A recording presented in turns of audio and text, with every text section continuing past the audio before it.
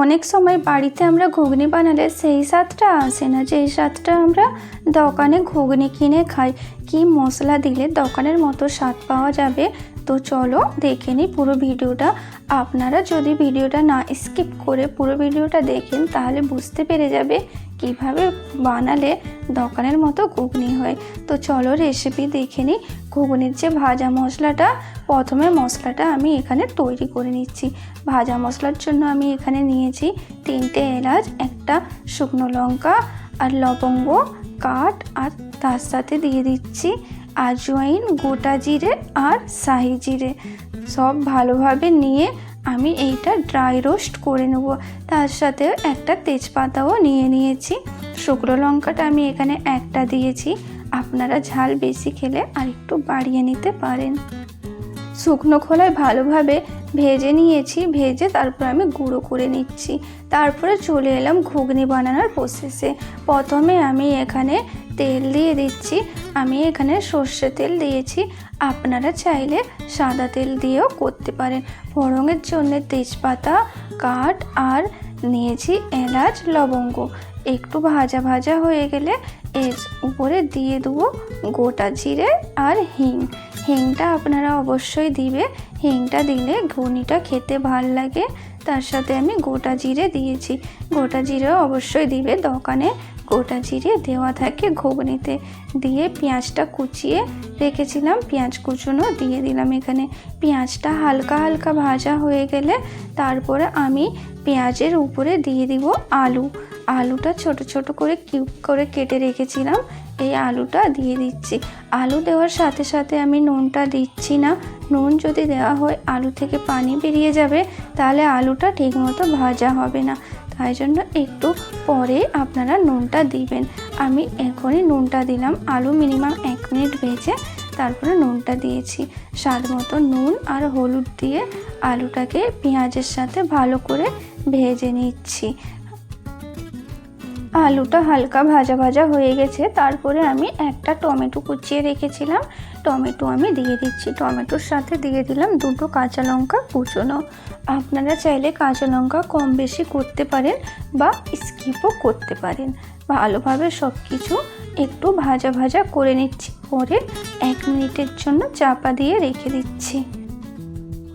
সব একসাথে ভাজা হয়ে গেলে তারপর আমি এখানে দিয়ে দিচ্ছি আদা রসুন বাটা।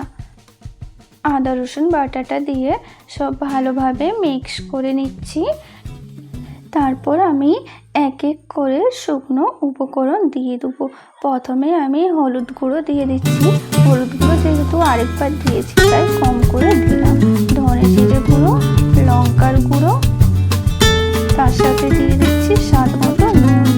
দেওয়ার পরে আমি ভালো করে মিক্স করে নিচ্ছি। ভালো করে নাড়াচাড়া করার পরে আমি একটুখানি পানি দিচ্ছি। যেই পানিটায় আমি মটর সেদ্ধ করেছি সেই পানিটা আমি এখানে অল্প দিয়ে দিচ্ছি। পানিটা দেওয়ার পরে একটু নাড়াচাড়া করে নিচ্ছি, করে আমি ঢেকে রেখে দেবো। যতক্ষণ না পানিটা টেনে নেই ততক্ষণ পর্যন্ত আমি ঢেকে রেখে দেবো। পানিটা অল্প টেনে এসছে, এই সময় একটু হালকা কষে নিতে হবে। যতটা ভালোভাবে কষানো হবে অতটা ভালোভাবে এই ঘুগনিটার স্বাদ আরও আসবে। এই সময় একদম লো ফ্লেমে রাখবে গ্যাসটা। আর আমি এখানে প্রেসার কুকারে 2 সিটি দিয়ে রেখে দিয়েছিলাম মটরটা, সেই মটরটা সেদ্ধ মটর এখানে আমি দিয়ে দিচ্ছি। মটরটা দেওয়ার পরে এখানে আমি নাড়াচাড়া করে নিচ্ছি। আর আলাদা করে কষার দরকার নেই, যেহেতু মটরটা আমি প্রেসার কুকারে সেদ্ধ করে রেখেছিলাম আর আলুটাও কষে নিয়েছি, তাই জন্য আর আলাদা করে কষার দরকারই নেই। আর মটর সেদ্ধ করার সময় যে পানিটা বেরিয়েছিল সেই পানিটা আমি এখানে দিয়ে দিয়েছি। পানিটা গরম ছিল, অবশ্যই আপনারা গরম পানিটা এখানে দেবেন। আমি এখানে গোলমরিচ দিয়ে দিচ্ছি আর চানা মশলার যে পাউডারটা থাকে সেইটা দিয়ে দিচ্ছি। চানা মশলার পাউডারটা আপনারা ইজিলি দোকানে পেয়ে যাবেন, আর গোলমরিচটা অবশ্যই আপনারা দিবেন। দিলে দোকানে যে একটা স্পাইসি ফ্লেভার থাকে ঘুগনিতে সেইটা আসবে। তারপরে আমি এখানে ঢাকা দিয়ে রেখে দিয়েছিলাম কিছুক্ষণের জন্য, দিয়ে অল্প তুলে নিচ্ছি। ভালো করে ছেঁকে তুলে নিচ্ছি, ঝোলটা নিচ্ছি না। এটা তুলে একটুখানি চামচে করে এটা একটু একটু করে ঘেঁটে নিলে তারপর দিলে কি হয়, গ্রেভিটা খুব ক্রিমি হয়, তার সাথে একটু গায়ে গায়েও আসে। এইটা যদি না করেন তাহলে আপনারা 1 চামচ বেসন দিয়ে 2 চামচ পানি দিয়ে ভালো করে মিক্স করে এইটাও দিতে পারেন। দিলে ঝোলটা কেমন টেনে টেনে আসবে, দোকানের মতো, খেতেও ভাল লাগবে আর দেখতেও ভাল লাগবে। আপনারা এইভাবে যদি বানান তাহলে আপনাদেরও ঘুগনি অবশ্যই ভালো হবে। আমি যে প্রথমে ভাজা মশলাটা আপনাদেরকে দেখিয়েছিলাম সেই মশলাটা আমি এখানে দিয়ে দিচ্ছি। অবশ্যই এই মশলাটা দিবেন, এই মশলার জন্য ঘুগনির স্বাদটা আরও বেশি বেড়ে যায়। আজকের ভিডিওটা আমি এখানেই শেষ করলাম। আপনারা যদি আরও অন্য কোনো ভিডিও দেখতে চান তাহলে অবশ্যই আমাকে কমেন্ট করে জানাবেন। আর এই ভিডিও দেখে যদি আপনাদেরকে ভালো লেগে থাকে অবশ্যই সাবস্ক্রাইব করে পাশে থাকার অনুরোধ রইল। এই ঘুগনিটা আপনারা মুড়ির সাথে, রুটির সাথে, পরোটা, লুচি, নান যে কোনোর সাথে খেতে পারেন।